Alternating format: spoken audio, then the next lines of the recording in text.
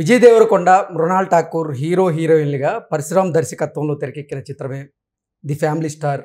ఈరోజు ప్రపంచవ్యాప్తంగా తెలుగువారందరికీ కూడా దగ్గరయ్యేందుకు ది ఫ్యామిలీ స్టార్ మూవీ విడుదలైన సందర్భంగా అసలు ఈ మూవీ ఎలా ఉంది, ఈ మూవీ హిట్టా ఫటా అనే అంశానికి సంబంధించి మనతో మాట్లాడేందుకు ప్రముఖ ఫిలిం క్రిటిక్ దాసరి విజ్ఞాన్ మనతో ఉన్నారు. విజ్ఞాన్ గారితో మాట్లాడు. విజ్ఞాన్ గారు హాయ్ అండి. నమస్తే అండి. ఈరోజు the family star movie release అయింది. ఏంటి, ఎలా ఉంది మూవీ? పరశురామ్ డైరెక్షన్లో ఇంతకుముందు విజయ్ దేవరకొండ గీతా గోవిందం చేశాడు. సో ఆ తర్వాత అంటే అది అనుకోకుండా 100 కోట్ల సినిమా 100 కోట్లు వసూలు చేసింది. ఆ టైంలో విజయ్ దేవరకొండకి అంత మార్కెట్ ఉందా లేదా అనే టైంలో అంటే అప్పుడప్పుడే జస్ట్ అప్పుడు చిన్న చిన్న సినిమాలు హిట్ అయ్యే టైం అనమాట. సో సడన్గా ఈ సినిమా వచ్చేసరికి అరే ఈ సినిమా పర్వాలేదు, ఇతను కూడా 100 కోట్ల హీరో అనుకున్నాడు. ఆ తర్వాత మార్కెట్ అమాంతం పెరిగిపోయింది. నెక్స్ట్ పాన్ ఇండియా స్టార్ అయ్యాడు ఆల్మోస్ట్ లైగర్ సినిమాతో. తర్వాత చిన్నగా గ్రాఫ్ పడిపోయింది. ఎప్పుడెప్పుడా విజయ్ దేవరకొండ మంచి సినిమా హిట్ ఇస్తాడా అని ఎదురు చూసే వాళ్ళకి మొన్న ఖుషి కొంచెం ఊరట అని చెప్పుకోవచ్చు. కానీ ఖుషి సినిమా క్రెడిట్ అంతా కూడా ఆల్మోస్ట్ సమంత ఖచ్చితంగా ఇవ్వాలి, అంటే సమపాలుగా పంచుకుంది. తర్వాత ఇప్పుడు ఫ్యామిలీ స్టార్. సరే ఈ ఫ్యామిలీ స్టార్ విషయంలో ఈయన ఏమన్నా మెప్పించాడా అంటే పూర్తిగా యూత్ కాకుండా ఫ్యామిలీ కథతో వచ్చాడు. ఫ్యామిలీ మ్యాన్ అంటే ఒకప్పుడు మన జగపతి బాబు గారు కానీ, వెంకటేష్ గారు కానీ, శ్రీకాంత్ గారు కానీ, ముఖ్యంగా ఇట్లాంటి సినిమాలు వడ్డే నవీన్ గారు వాళ్ళు తీసే సినిమాలు ఉంటాయి కదా, ఆ రేంజ్లో ఒక ఫ్యామిలీ కథతో వచ్చాడు.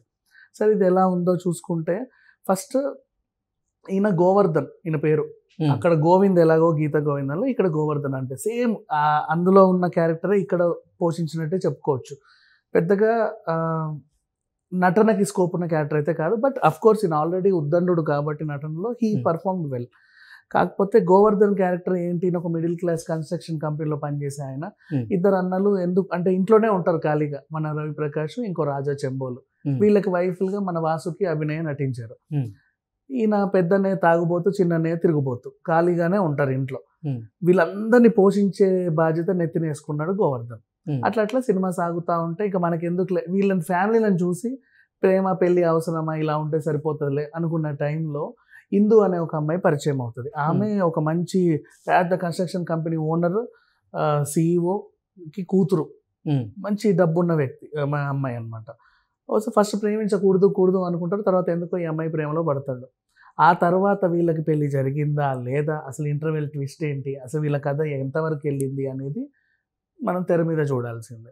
ఇకపోతే ఎవరెవరు ఎలా చేశారు అని మాట్లాడుకుంటే ఫ్యామిలీ మ్యాన్గా చెప్పాలి అనుకుంటే విజయ్ దేవరకొండ బాగానే చేశాడు. అఫ్ కోర్స్ అంటే తనకి వెన్నతో పెట్టిన విద్య ఇట్లాంటి క్యారెక్టర్స్. మృణాల్తో కెమిస్ట్రీ వర్కౌట్ అయింది అంటే ఒక విధంగా వర్కౌట్ అయింది, కానీ వీళ్ళిద్దరు ఎందుకు ప్రేమించుకున్నారో అర్థం కానటువంటిగా కథను మలుపు తిప్పాడు పరశురామ్ యాక్చువల్గా. ఇకపోతే క్యారెక్టర్ ఆర్టిస్టులుగా రవి ప్రకాష్ బాగానే చేశాడు, రాజా చెంబోలు బాగానే చేశాడు. కాకపోతే ఇక్కడ ఇంకో లాజిక్ లేదు. ఎప్పుడో చిన్నప్పుడు చిన్న గొడవ జరిగితే తాగుడుకు బానిస అయ్యాడు అనమాట రవి. అప్పటి నుంచి తాగుతానే ఉంటాడు, ఎందుకు తాగుతాడో తెలియదు. అంటే అదేం తాగుడు అనమాట. అంటే మరి అంత డీప్గా ఆయనకి హర్ట్ అయినటువంటి విషయం ఏంటంటే లాజిక్ లెస్. ఓకే. ఇంకా ఈ అమ్మాయి పెద్ద సిఇఓ కూతురు, బాగా డబ్బున్న అమ్మాయి, పిహెచ్డి చేయాలని కుతూహల పడతా ఉంటుంది. చాలా లాజిక్ లెస్ పాయింట్ అది. అంటే ఇట్లాంటి చిన్న చిన్న మిస్టేక్స్ అన్ని ఎందుకు పెట్టాడో తెలియదు, బట్ అట్లా కథ నడుపుకుంటూ వచ్చేసాడు పరశురామ్. అంటే కథ మీద ఎక్కువ దృష్టి పెట్టాల. బేసికల్లీ డబ్బున్న వాళ్ళు పిహెచ్డి చేయకూడదు. డబ్బున్న వాళ్ళు పిహెచ్డి ఈజీగా చేయొచ్చు, చాలా సింపుల్గా చేయొచ్చు. ఆమె తలుచుకుంటే 5 నిమిషాల పని అది. ఆమె తనలాడుతూ ఉంటుంది పిహెచ్డి చేయడానికి. అంటే ఆమెకి జీవితంలో అదొక పెద్ద కళలాగా చూపించాడు. అట్లా అదేంటో అర్థం కాల బేసికల్లీ, అంటే ఆ రకంగా చూపించాడు. అండ్ ఇకపోతే క్యారెక్టర్ ఆర్టిస్టులుగా మిగతా వాళ్ళు వెన్నెల కిషోర్ని పెట్టుకున్నాడు, ప్రభాస్ని ఉన్నాడు, జగపతి బాబు గారు ఉన్నారు, మహామహులు అందరూ ఉన్నారు. కానీ వాళ్ళు ఎందుకు ఉన్నారో వాళ్ళకు కూడా తెలియదు. ఓకే. విజయ్ దేవరకొండ యాటిట్యూడ్ ఎలా ఉంది మరి? యాటిట్యూడ్ పర్ఫెక్ట్గా ఉంది. అంటే ఎలాగైతే గీతా గోవిందం నుంచి మాట్లాడుకుంటుంటే ఎందుకు గీతా గోవిందమే ప్రతిసారి తీసుకొస్తున్నాం అంటే డైరెక్టర్ అదే డైరెక్టర్ కదా, అప్పటికి ఇప్పటికి ఇతని చేత ఎలా చేయించుకున్నాడు అనే ఒక కంపారిజన్లో చెప్పుకోవచ్చు. అంటే విజయ్ దేవరకొండ మధ్యలో చాలా సినిమాలు చేశాడు, యాక్షన్ చేశాడు, లైగర్ లాంటి యాక్షన్ సినిమాలు చేశాడు, మన ఖుషి లాంటి మళ్ళీ లవ్ సినిమాలు చేశాడు. అయినప్పటికీ కూడా ఈ తరహా పాత్రల్లో ఆయన్ని డైరెక్టర్ ఎలా మలుచుకున్నాడు ఒకప్పుడు, అంటే ఆఫ్టర్ కొంచెం చాలా ఏళ్ళ గ్యాప్ తర్వాత ఎలా మలుచుకున్నాడు అంటే అప్పుడు రాబట్టుకున్న నటన ఇప్పుడు రాబట్టుకోలేకపోయాడు. అంటే స్క్రిప్ట్ అలా ఉంది. అంటే స్క్రిప్ట్ లో కానీ లేదా డైరెక్షన్ లో కానీ పరశురామ్ గారి మార్క్ ఎలా ఉందంటే ఏం చెప్తారు? Zero performance. అంటే అతను గీతా గోవిందం నక్కతోక దొక్కాడు అనుకోవాలి. మరి అదృష్టములో కథ అయిందో లేకపోతే కొంచెం తెచ్చుకున్నాడో, ఆ సినిమా ఎలాగోలాగో నడిపించాడు. బట్ ఇక్కడ అసలు కథ అంటూ ఏమీ లేదు, చాలా సింపుల్. ఆ విషయం ముందే వాళ్ళే చెప్పుకున్నారు. ఇది నార్మల్ కథ అండి, ఇదేం కొత్త కథ కాదు, మనందరిలో జరిగే కథే, మనందరి కుటుంబంలో జరిగే కథే, మీ అందరి కథే, ప్రతి ఒక్క కుటుంబం ఎలా స్ట్రగుల్ అవుతూ ఉంటుందో మిమ్మల్ని మీరు చూసుకుంటారని చెప్పుకొచ్చాడు. అఫ్ కోర్స్ కుటుంబ నేపథ్యంగా చూసుకుంటే ఫ్యామిలీస్ కి కనెక్ట్ అవుతుంది. అంటే రోజు మన ఇంట్లో జరిగే కథలే కదా బేసికల్లీ. ఇప్పుడు ఫర్ ఎగ్జాంపుల్ అమ్మ 1వ తారీఖు ఉంది, నెలంతా కష్టపడి శాలరీ కోసం ఎదురు చూసే ఫ్యామిలీస్ ఎలా ఉంటాయి అనేది చూపించారు, అందరికి కనెక్ట్ అవుతుంది. ఇందులో కూడా కొన్ని అంశాలు మిడిల్ క్లాస్ వాళ్ళకి బాగా కనెక్ట్ అవుతాయి, ప్రతి ఇంట్లో ఉంటారు అలాంటి వాళ్ళు. అంటే విజయ్ దేవరకొండ నుంచి ప్రతి ఒక్కరు ఆశించేది ఆయన లెవెల్ యాటిట్యూడ్, ఆ పర్ఫార్మెన్స్, ఇవన్నీ విజయ్ దేవరకొండ నుంచి మనం చూడొచ్చు ఆ సినిమాలో అంటే ఏం చెప్తారు? విజయ్ దేవరకొండ ఇచ్చాడు, ది బెస్ట్ పర్ఫార్మెన్స్ ఇచ్చాడు అని చెప్పుకోవచ్చు. మృణాల్ ఠాకూర్ కూడా ది బెస్ట్ ఇచ్చింది. వీళ్ళిద్దరి మధ్య కెమిస్ట్రీ కొంచెం అంటే ఒక రకంగా పంట కింద రాయిలా అనిపించింది. ఓకే, మ్యూజిక్ ఎలా ఉంది? మ్యూజిక్ గురించి చెప్పుకుంటే ఫస్ట్ నుంచే ఈ ట్యూన్స్ అన్ని కాపీ ట్యూన్స్ అని మార్కులు కొట్టుకుంటూ వచ్చారు. బ్యాక్గ్రౌండ్ స్కోర్ కూడా అంతగా ఏం మెప్పించలా, పాటలు కూడా కొంచెం చప్పచప్పగానే ఉండి, సినిమాకి ప్రధాన మైనస్ ఏమైనా ఉన్నాయంటే పాటలనే చెప్పుకోవచ్చు. గీతా గోవిందంలో పాటలు బాగా హిట్ అయినాయి, అందుకే అది ప్రజలకు దగ్గర అయింది. ఏంటి ఈ సినిమాలో పాటలు ఎవరికి కూడా అంత రిజిస్టర్ అయినట్లేవుగా, కనెక్ట్ అవ్వాలి. అదే గీతా గోవిందం హిట్ అయింది అంటే దాంట్లో 100లో 90% సాంగ్స్కి ఇచ్చుకోవచ్చు మనం. దీంట్లో అసలు ఏమీ లేదు. సినిమా కొద్దో గొప్ప నిలబడింది అంటే వీళ్ళ పర్ఫార్మెన్స్ వల్లే తప్ప పాటలు దాన్ని ఉద్ధరించింది ఏం లేదు. అది okay. Vijay Devarakonda mark fights, ఇంకా ఫైట్స్, యాక్షన్ ఇవన్నీ కూడా ఎంత తక్కువ మాట్లాడుకుంటే అంత మంచిది. అండ్ డైరెక్షన్లో మాత్రం చాలా లోపాలు ఉన్నాయి. డైలాగ్స్ కూడా పెద్దగా కనెక్ట్ అయ్యేలాగా ఏముండవు, but it's okay, not bad అనిపించవచ్చు. అండ్ నిర్మాణ విలువలు బాగున్నాయి ఏదైనా చెప్పుకోవాలి అనుకుంటే. కథ ఫస్ట్ హాఫ్ అంతా ఇండియాలో జరుగుతూ సెకండ్ హాఫ్ అంతా అమెరికాకి షిఫ్ట్ అయిపోతుంది. సో నిర్మాణ విలువలు ఏదైతే వీళ్ళు పెట్టిన ఖర్చు అంతా తెర మీద కనపడుతుంది. ఆ విషయంలో మాత్రం యాక్సెప్ట్ చేయొచ్చు.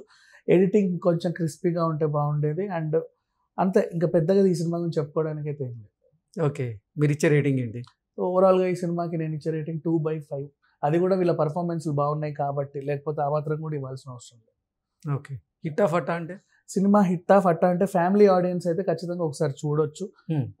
యూత్కి అయితే అసలు కనెక్ట్ అవ్వదు బేసికలీ, ఎందుకంటే ఈయన youth star. My dear rowdy boys, my dear rowdy girls అంటాడు. యూత్కే ఈయన ఒక ఐకాన్ లాగా, అంటే అందరికీ ఇష్టం. కానీ యూత్ ఎవరు కూడా ఈయనని ఆ యాంగిల్లో చూడలేరు. అండ్ అంత మెప్పించే అంశాలు కూడా ఏమి లేవు. గీతా గోవిందంలో పాటలు బాగా హిట్ అయినాయి, అందుకే అది ప్రజలకు దగ్గర అయింది. ఏంటి ఈ సినిమాలో పాటలు ఎవరికి కూడా అంత రిజిస్టర్ అయినట్లేవుగా, కనెక్ట్ అవ్వాలి. అదే గీతా గోవిందం హిట్ అయింది అంటే దాంట్లో 100లో 90% సాంగ్స్కి ఇచ్చుకోవచ్చు మనం. దీంట్లో అసలు ఏమీ లేదు. సినిమా కొద్దో గొప్ప నిలబడింది అంటే వీళ్ళ పర్ఫార్మెన్స్ వల్లే తప్ప పాటలు దాన్ని ఉద్ధరించింది ఏం లేదు. అది okay. Vijay Devarakonda mark fights, ఇంకా ఫైట్స్, యాక్షన్ ఇవన్నీ కూడా ఎంత తక్కువ మాట్లాడుకుంటే అంత మంచిది. అండ్ డైరెక్షన్లో మాత్రం చాలా లోపాలు ఉన్నాయి.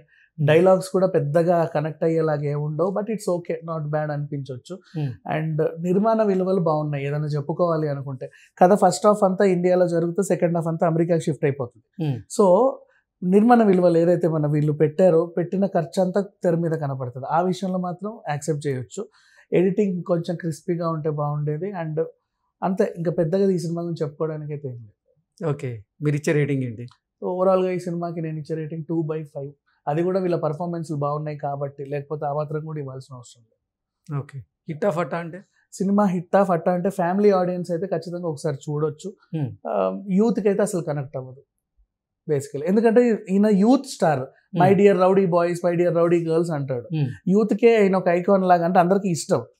కానీ యూత్ ఎవరు కూడా ఈయనని ఆ యాంగిల్లో చూడలేరు. అండ్ అంత మెప్పించే అంశాలు కూడా ఏమి లేవు.